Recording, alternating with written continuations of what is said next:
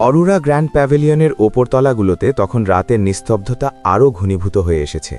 রাত যেন ধীরে ধীরে নিজের গাঢ় কালো চাদর মেলে দিয়েছে পুরো ভবনের উপর। এই অট্টালিকার নিচের 7 তলা তুলনামূলক কম লাক্সারি ওপরের দিকের থেকে।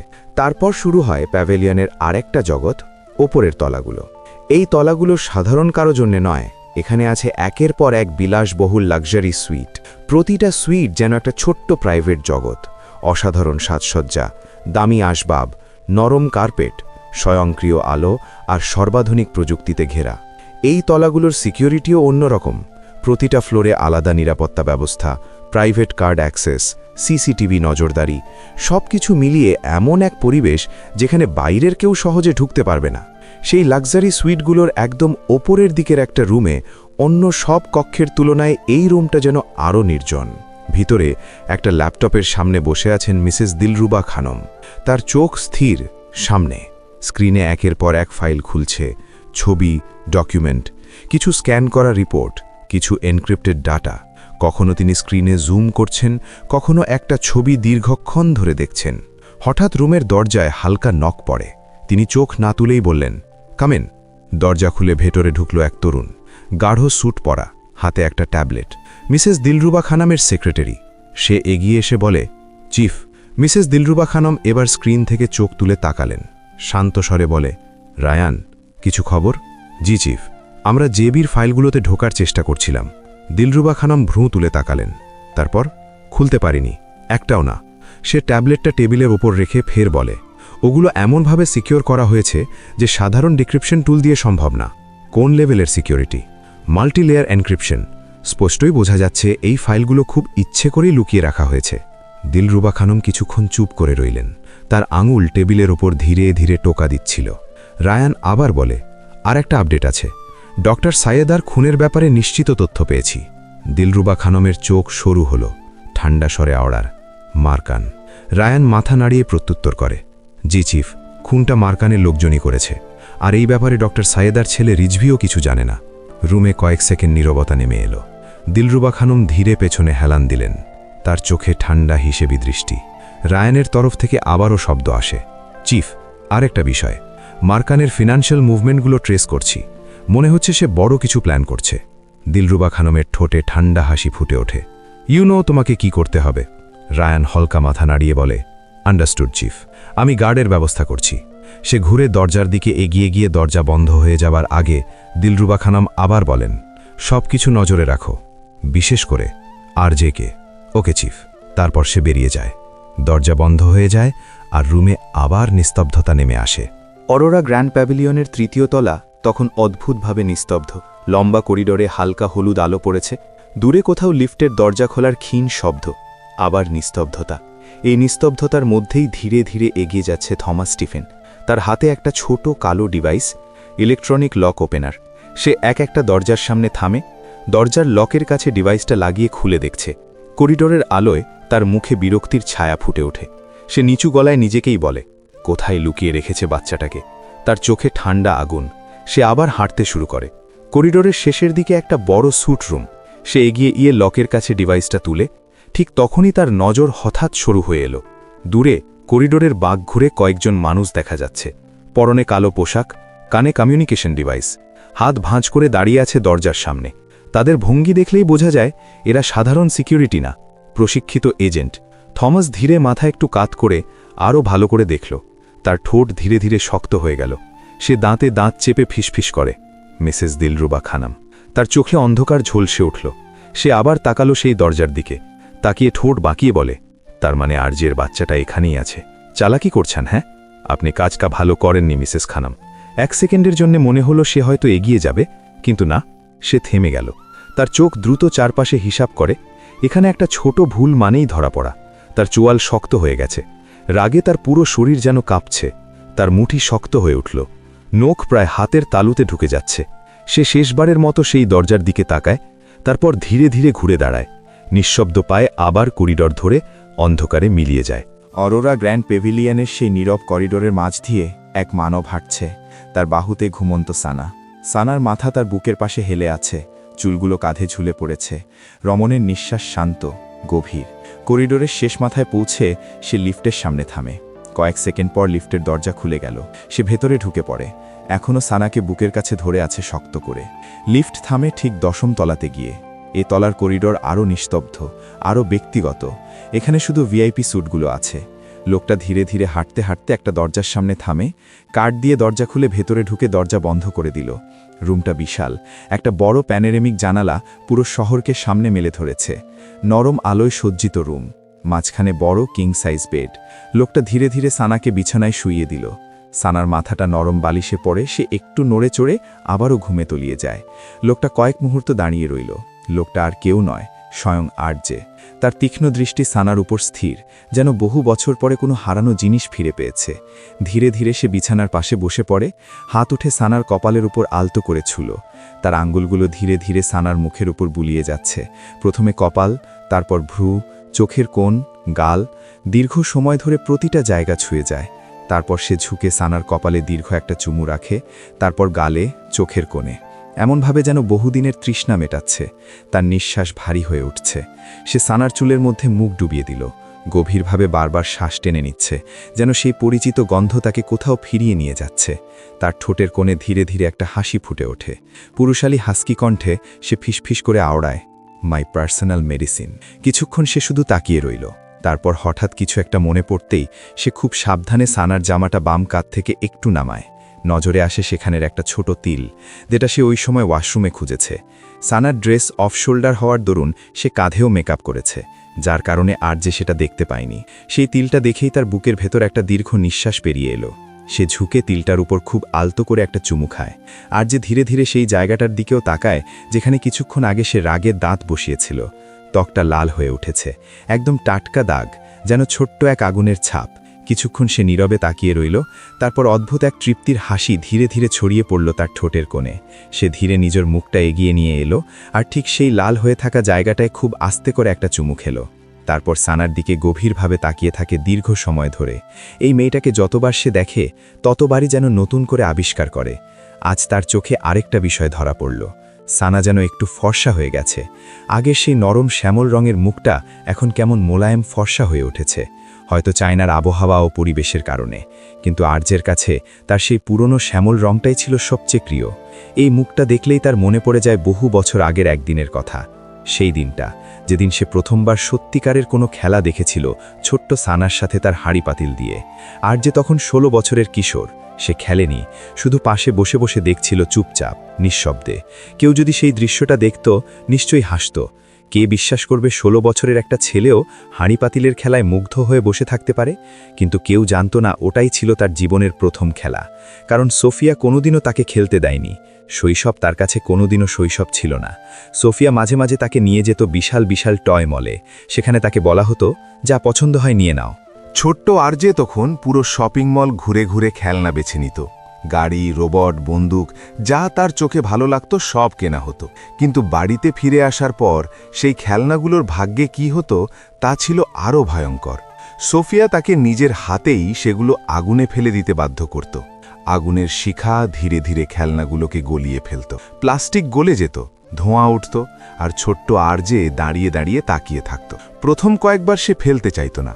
তখন তাকে শাস্তি দেওয়া হতো।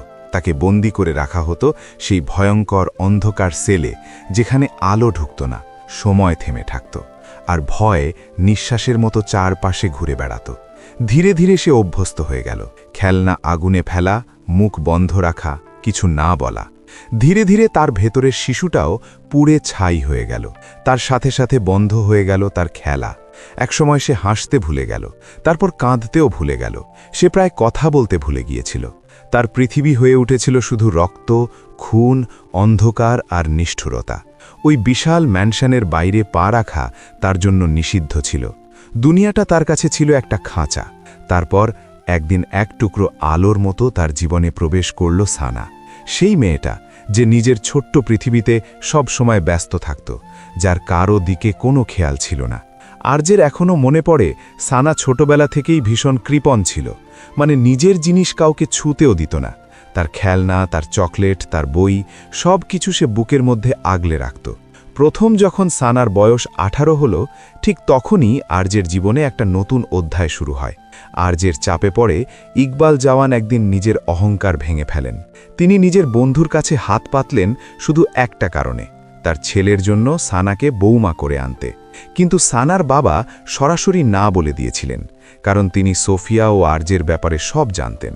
এই অন্ধকার, এই রক্ত, এই নিষ্ঠুর ইতিহাস, পৃথিবীর কোনো বাবাই চাইবে না তার মেয়েকে এমন একজন ছেলের হাতে তুলে দিতে। আরজে নিজেও কয়েকবার গিয়েছিল তার কাছে, কিন্তু ওনার সিদ্ধান্ত বদলায়নি। মোস্তাক খানের চোখে আরজে ছিল একটা বিপজ্জনক অন্ধকার। পরবর্তীতে একদিন হঠাৎ সব বদলে যায়। সানার বাবার মৃত্যু হয়, আর ঠিক তার কিছুদিনের মধ্যেই আরজে সানাকে বিয়ে করে। কেউ জানে না ওই বিয়ের পেছনে অব্যক্ত ভালোবাসা কতটা ছিল আর অন্ধকার কতটা, কিন্তু একটা সত্যি ছিল, আরজের নিষ্ঠুর রক্তমাখা জীবনে সানা ছিল একমাত্র মানুষ যার জন্য সে এখনও মানুষ হয়ে থাকতে চায়। ভাবনাগুলোকে একপাশে সরিয়ে আরজে কয়েক সেকেন্ড চোখ বন্ধ করে রইল, যেন সেই মুহূর্তটাকে মনে গেঁথে নিতে চাইছে। আবার চোখ খুলে তার দৃষ্টি এবার নেশার মতো। সে ফাঁকা গলায় বলে, কতটা কাবু করেছ আমায় দেখছ। আমি নিজেকে কতবার বোঝানোর চেষ্টা করেছি তোমাকে ঘৃণা করতে। নিজেকে বলি, এই মেয়েটাকে ঘৃণা কর, এই মেয়েটাই তো তোকে ছেড়ে চলে গিয়েছিল। তার আঙুল আবার সানার গালের ওপর বুলিয়ে শক্ত হয়ে আসে। ঠোঁটে হালকা হাসি টেনে মাথা নাড়িয়ে আওড়ায়, কিন্তু তোমাকে দেখলেই আমার সব ঘৃণা গলে যায়। তার চোখে অদ্ভুত এক অব্যক্ত যন্ত্রণা ফুটে উঠেছে। সে নিচু স্বরে বলে, তুমি জানো এটা কতটা বিরক্তিকর, একটা মানুষকে একই সাথে ভালোবাসা আর ঘৃণা করা। সে আবার সানার চুলে হাত বুলালো। তার গলাটা এবার ভারী হয়ে আসে। তুমি কেন চলে গেলে ওয়াইফি? একবারও ভেবেছিলে আমার কি হবে? জানো তোমার যাওয়ার পরে আমি কি হয়েছিলাম? পাগল, একদম পাগল। সে মাথা নিচু করে আবার সানার দিকে তাকায়। তার আঙুল সানার ঠোঁটের কাছে এসে থামে। কণ্ঠ থেকে ফিসফিস করে বের হয়, আমি নিজেকে 1000 বার বলেছি, যদি আবার কখনো তোমাকে পাই আমি তোমাকে ধ্বংস করে দেব, তোমাকে কাঁদাবো, তোমাকে বোঝাবো আমাকে হারানোর দাম কি। কিন্তু এখন তোমাকে সামনে পেয়ে বুঝছি আমি কিছুই করতে পারবো না। সে মাথা নাড়িয়ে নিজের উপর বিরক্ত হয়ে একটু থেমে ফের বলে, কারণ তুমি আমার কাছে শুধু একজন মানুষ নও, তুমি আমার ওষুধ, আমার আসক্তি। তুমি সেই রোগ যেখান থেকে মুক্তি নেই, আর আমি সেই মানুষ যে স্বেচ্ছায় এই রোগে আক্রান্ত হয়ে বাঁচতে শিখেছি। রুমের ভেতর আবার নীরবতা নেমে এলো। শুধু শহরের আলো জানালার বাইরে জ্বলছে, আর বিছানার পাশে বসে আরজে নেশাগ্রস্ত দৃষ্টিতে তাকিয়ে আছে সানার দিকে, যেন বহু বছরের হারানো পৃথিবী আজ আবার তার সামনে ফিরে এসেছে। আরজে এভাবে কতক্ষণ নীরবে তাকিয়েছিল তা অজানা। হঠাৎই তার ঠোঁটের কোণায় একটা দুষ্টু হাসি ফুটে ওঠে। মনে মনে দুষ্টু বুদ্ধি এঁটে ধীরে ধীরে সামনে ঝুঁকে এলো। পরের মুহূর্তেই আচমকা তার 2 আঙুল দিয়ে সানার নাকটা শক্ত করে চেপে ধরে। হঠাৎ করে শ্বাস বন্ধ হয়ে যাওয়ায় সানার শরীর তড়াক করে কেঁপে উঠল। পরের মুহূর্তেই সে ধড়ফড় করে উঠে বসতে গেল, কিন্তু পুরোপুরি বসার আগেই সামনে থাকা কারো সাথে ধাক্কা খেয়ে আবার থেমে গেল। কিছু সেকেন্ড সে একদম স্থির হয়ে বসে রইল, চোখ দুটো আধ খোলা, নিঃশ্বাস ভারী, যেন সে ঠিক বুঝতে পারছে না সে কোথায় আছে। কাঁচা ঘুম ভাঙাতে মাথাটা ঝিমঝিম করছে। ধীরে ধীরে তার দৃষ্টি পরিষ্কার হতে থাকে। রমণী চারপাশে দৃষ্টি নিক্ষেপ করে। নজরে আসে ঘরটা অচেনা নাকি চেনা বুঝতে পারছে না। তারপর হঠাৎই চোখের সামনে দাঁড়িয়ে থাকা মানুষটাকে দেখতে পায়। প্রথম মুহূর্তে তার মনে হলো সে স্বপ্ন দেখছে, তাই সে এক দৃষ্টে তাকিয়ে রইল। কিন্তু পরের মুহূর্তেই আরজে ধীরে ঝুঁকে তার কানের কাছে মুখ নিয়ে বাঁকা হাসি বলে, হ্যালো এক্স ওয়াইফ। এই শব্দটা রমণীর কানে যেতেই যেন বাস্তবতা বজ্রপাতের মতো মাথায় নেমে এলো তার। সানার চোয়াল শক্ত হয়ে গেল। সে দ্রুত সোজা হয়ে বসে রাগ মেশানো কণ্ঠে বলে, আপনি আমার রুমে কি করছেন? আরজে ভ্রু তুলে তার দিকে তাকায়। একটু আগের সেই কাতর স্বরে বলা আরজের ছিটে ফোটাও এখন নেই। তারপর ধীরে ধীরে সোজা হয়ে দাঁড়ায়, ঠোঁটে ব্যঙ্গাত্মক হাসি ফুটিয়ে বলে, আপনার রুম? ভালো করে চারপাশটা দেখবেন মিস সুনেহানা। সানা একটু থমকে গেল। আরজে হাত দুটো পকেটে ঢুকিয়ে শটান হয়ে দাঁড়িয়ে বলে, তারপর বলবেন এটা কার রুম? সানা চারদিকে তাকিয়ে বুঝার চেষ্টা করল। তার ভ্রু ধীরে ধীরে কুঁচকে ওঠে। মনে হচ্ছে কিছু একটা ঠিক মিলছে না। হ্যাঁ, তার ভুলার রোগ আছে, কিন্তু এতটাও ভুলোমন না যে সে অন্য কারো রুমে এসে পড়বে। আরজে এবার ঠান্ডা গলায় ফের শুধালো, নাকি এখনও অ্যাক্টিং চালিয়ে যাবেন? সানা বিরক্ত মাখা কণ্ঠে আওড়ায়, আমি কোনো অ্যাক্টিং করছি না, আমি ঘুমাচ্ছিলাম। রমণী বাক্য সম্পন্ন করার আগেই আরজে তাকে থামিয়ে দিল। সে ধীরে ধীরে বিছানার পাশে হাঁটতে হাঁটতে বলে, ঠিক তাই, আপনি ঘুমাচ্ছিলেন, কিন্তু সমস্যাটা হলো এই বেডটা আমার। সানা অবাক হয়ে তাকিয়ে রইল। তার এখনও সবটা স্বপ্ন মনে হচ্ছে, না হয় সে কিভাবে আরজের রুমে আসবে। আরজে আবার বলে, রুমটা আমার। আর সে হাত তুলে সানার দিকে ইশারা করে চোখে তীক্ষ্ণ বিদ্রুপ নিয়ে বলে, আর আপনিও খুব সুন্দর করে আমার রুমে এসে ঘুমিয়ে পড়েছেন। সানার মুখে অবিশ্বাসের সুরে বের হয়, কি? আরজে ঠান্ডা হাসি দিয়ে সামনে এড়িয়ে এসে বলে, আপনার অ্যাক্টিং খারাপ না, কিন্তু একটা সমস্যা আছে। আমি এসব নাটক বহুবার দেখেছি। সানা এবার সত্যিই হতবাক হয়ে গেল। আপনি কি বলছেন? আপনি আমার রুমে এসেছেন আর এখন এমন ভাব করছেন যেন কিছুই জানেন না। সানা মাথা নাগিয়ে শক্ত কণ্ঠে শুধালো, আমি আমার রুমেই ছিলাম। অবশ্যই ছিলেন। তারপর হঠাৎ হাঁটতে হাঁটতে ভুল করে আমার রুমে ঢুকে পড়লেন, তাই না? সানা এবার পুরোপুরি বাকরুদ্ধ হয়ে গেল। তার মাথায় যেন কিছুই কাজ করছে না। সে মনে করার চেষ্টা করছে ঘুমানোর আগে সে সত্যিই নিজের রুমেই ছিল। তাহলে এখানে এলো কিভাবে? তার নীরবতা দেখে আরজে একটা বাঁকা হাসি দিয়ে আবার বলে, জানেন, আমার এক্স ওয়াইফের একটা অদ্ভুত অভ্যেস ছিল। শব্দটা শুনে সানার বুক ধক করে ওঠে। আরজে সানার চোখে চোখ রেখে বলে, যখন কোনো ঝামেলায় পড়ত তখন এমন চুপ করে থাকত। সে কিয়ৎকাল ভাবার ভান করে বলে, হুবহু আপনার মতো। রমণী এবার আর কোনো কথা বলতে পারল না। তার ভিতরে রাগ, অপমান আর বিভ্রান্তি একসাথে জমে উঠছে। আরজে তাকিয়ে রইল তার দিকে। তারপর ধীরে ঠান্ডা স্বরে বলে, আপনার চোখ দুটোও ঠিক তার মতো। যখন ধরা পড়ত তখন এমনই তাকিয়ে থাকত। সানা ধীরে ধীরে মুখ ফিরিয়ে নিল। তার চোখে স্পষ্ট রাগ, অপমান আর অদ্ভুত এক অসহায়তা জমে উঠছে। সে যেন আরজের দিকে তাকাতেই চাইছে না, যেন তাকালেই ভিতরের সব কিছু ভেঙে পড়বে। আরজে সেটা লক্ষ্য করেই ঠোঁটের কোণে একটা বাঁকা হাসি টেনে বলে, এভাবেই মুখ ফিরিয়ে নিত আমার এক্স ওয়াইফ। শব্দটা আবারও ছুরি হয়ে গিয়ে বিঁধল সানার বুকে। সে তড়াক করে আবার তার দিকে তাকায়। চোখ দুটো লাল হয়ে উঠছে। আরজে যেন সেটারই অপেক্ষা করছিল। সে ভ্রু তুলে ধীরে বলে, হ্যাঁ, ঠিক এভাবেই তাকিয়ে থাকত। সানার শ্বাস ভারী হয়ে উঠছে। সে আর কিছু না বলে হঠাৎ দুই হাত দিয়ে নিজের মুখ ঢেকে ফেলল। মনে হচ্ছে সে নিজেকে সামলানোর চেষ্টা করছে, যেন আর একটুও কিছু শুনলে বা বললে সব নিয়ন্ত্রণ হারিয়ে ফেলবে। কিন্তু আরজে সে থেমে নেই। তার কণ্ঠস্বর থেকে আর কোনো বাক্য নিঃসৃত হওয়ার পূর্বেই হুট করে সানা আঙুল তুলে তাকে সতর্ক করে দিল বিরক্তি ভরা কণ্ঠে, একদম এটা বলবেন না যে এভাবেই মুখ ঢাকত। কয়েক সেকেন্ডের নীরবতা। তারপর আরজে অবাক হওয়ার ভান করে ভ্রু উঁচু করে। তার ঠোঁটে দুষ্টু হাসি ফুটিয়ে বলে, অ্যাবসলিউটলি, এভাবেই মুখ ঢেকে থাকত। সানা ধীরে ধীরে হাত নামিয়ে নেয়। তার চোখে এখন খাঁটি বিরক্তি। তার ইচ্ছা করছে এই লোকের সবগুলো দাঁত ভেঙে ফেলতে, কিন্তু মুখে আর কিচ্ছুটি বলল না। আরজে যেন ঠিক এটাকেই চাইছিল। সে আবার সানার দিকে ঝুঁকে এসে বলে, আমার এক্স ওয়াইফের আরেকটা সমস্যা ছিল জানেন। ও খুব সহজে রেগে যেত। তারপর রেগে গেলে এমন চুপ হয়ে যেত যেন পৃথিবীর সব দোষ অন্যদের, নিজের দোষ কখনো স্বীকার করত না। সানা এবার কষ্টে নিজের ঠোঁট কামড়ে ধরে। এদিকে আরজে সানার এমন অবস্থা দেখে তার মনের কোণে সন্তুষ্টির হাসি ফুটে ওঠে। আরজে আবার বলে, আর সবচেয়ে মজার ব্যাপার কি জানেন, ও যখন মিথ্যে বলতো তখন তার চোখ এভাবেই কাঁপত। সানা এবার মুখ ঘুরিয়ে অন্যদিকে তাকায়।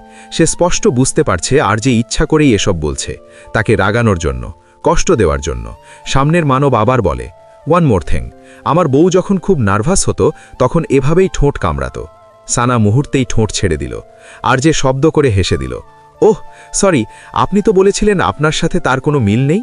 সানা এবার আর নিজেকে ধরে রাখতে পারছে না। সে চোখে আগুন নিয়ে তাকালো তার দিকে, কিন্তু তবুও কোনো কথা বলল না। আরজে কয়েক সেকেন্ড তাকিয়ে রমণীকে পড়ার চেষ্টা করল। বুঝতে পারছে তার প্রেয়সী এত সহজে মুখ খুলবে না। তাই আরজে আবার বলে, হোয়াট এভার, এখন তো আমাদের ডিভোর্স হয়েই গেছে, তাই এখন আমি সিঙ্গেল। আরজে রমণীর খুব কাছে ঝুঁকে এলো। তার ঠোঁটে ধীরে ধীরে একটা দুষ্টু হাসি ফুটে ওঠে। নিচু স্বরে আওড়ায়, আর আপনিও সিঙ্গেল মিস সুনেহানা খানম, তাহলে সমস্যা কোথায়?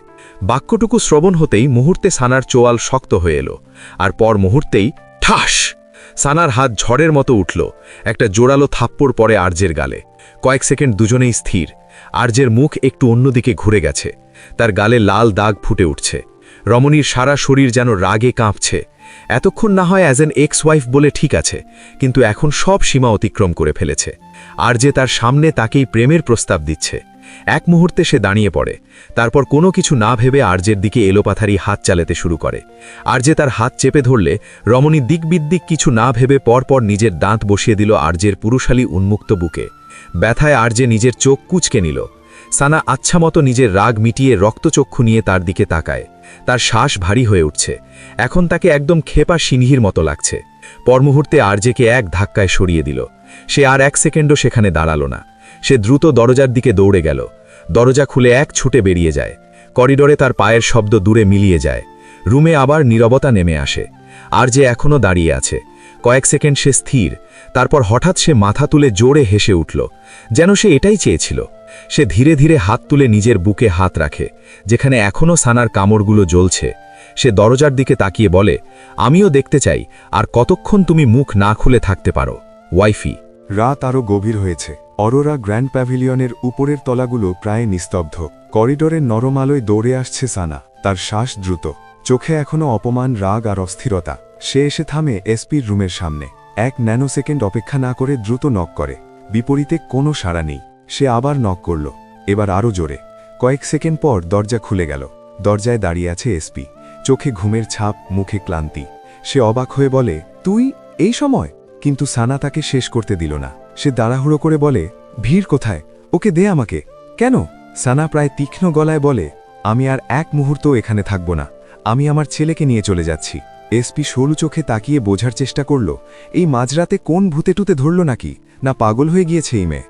তার ভাবনার মধ্যে আবারও আসে সানার চিৎকার, তাড়াতাড়ি ভিড়কে দে, আমি ভ্যালিতে চলে যাব এক্ষুনি। এসপি তড়িঘড়ি করে দরজাটা মিলিয়ে দিল। তারপর সানার দিকে তাকিয়ে নিচু স্বরে বলে, কি করছিস? আস্তে। ভিতরে সানি আর আরভি ঘুমিয়ে আছে। কি হয়েছে সেটা তো বল।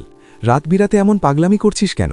সানা জোর করে একটা দীর্ঘ শ্বাস ছেড়ে দাঁত চেপে বলে, ওই কুত্তা থাক নিজের ইগো নিয়ে, আমি আমার ছেলে নিয়ে থাকব। ভেবেছি ছেলে দেখাবো, এবার দেখাবও না। কোন কুত্তা? সাথে সাথে সানার কঠিন চক্ষু দেখে এসপি বাকি কথা গিলে নিল। মুহূর্তে বুঝে গেল কার কথা বলছে, তাই ফের বলে, ওই যাওরা আবার কি করেছে? তোর স্বপ্নে এসে এক্সওয়াইফ বলেছে নাকি? বিপরীতে রমণীর থেকে কোনো প্রত্যুত্তর এলো না। সে এখনও নাকের পাতা ফুলিয়ে তাকিয়ে আছে। ব্যাস, পর মুহূর্তে 1 ন্যানোসেকেন্ড অপেক্ষা না করে রমণী হামলা চালায় এসপির চুলে। 2-3টে টান মেরে, তারপর বাহু আর পিঠে পড়ে গেল ধুমধাম কয়েকটা। এসপি তড়িঘড়ি করে 1 লাফে অন্যদিকে চলে গেল। আরে আরে, আমার মা, থাম। রাগ যাওরার উপর মিটিয়ে আয়, আমার উপর কেন মেটাচ্ছিস? সানা কিছু না বলে দরজা খুলে ভিতরে চলে যায়। এসপিও তার পিছু কিছু যায়। সানা, রাত প্রায় শেষ হয়ে এসেছে, তুই এখন কোথায় যাবি? শোন, সকাল হোক, তারপর যা করার করবি। বিপরীতে রমণীর চোখে স্পষ্ট জেদ। সে মাথা নাড়িয়ে কঠিন স্বরে বলে, না, আমি এখনই যাব। কোথায় যাবি? স্যার সন্ধ্যায় আমাকে কল করেছিল, বলেছিল উনি শহরে এসেছেন, আরভিকে দেখতে চান। ব্রো?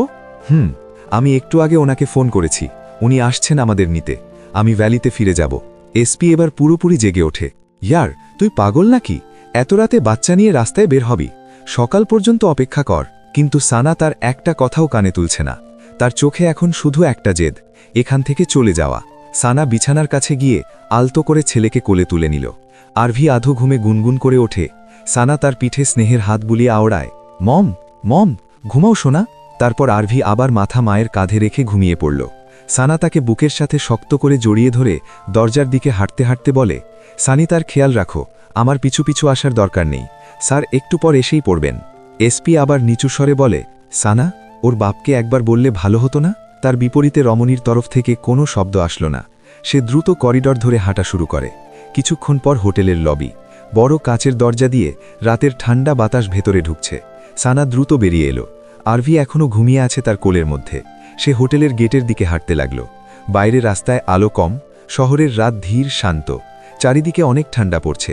সানা আরভিকে আরেকটু আগলে ধরে যাতে ঠান্ডা না লাগে। সে প্রায় গেটের কাছে পৌঁছে গেছে। দূর থেকে সারহাদের গাড়ির হেডলাইটের আলো দেখা যাচ্ছে। ঠিক তখনই পেছন থেকে একটা গম্ভীর পুরুষালী কণ্ঠ ভেসে এলো, তোমার কাছে কি শুধু একটাই প্ল্যান আছে? সানার পা থেমে গেল। তার শরীর হঠাৎ শক্ত হয়ে গেল। পেছনের মানব ফের বলে, পালিয়ে যাওয়া। সত্যিটা কখনোই ফেস করতে পারো না তুমি, ওই সাহসটুকু তোমার নেই। সানার বুক ধক করে ওঠে। সে ধীরে ধীরে পিছনে ফিরে তাকায়, আর তারপর সে একদম স্থির হয়ে যায়, কারণ তার সামনে দাঁড়িয়ে আছে আরজে। হোটেলের আলো তার পেছনে পড়েছে।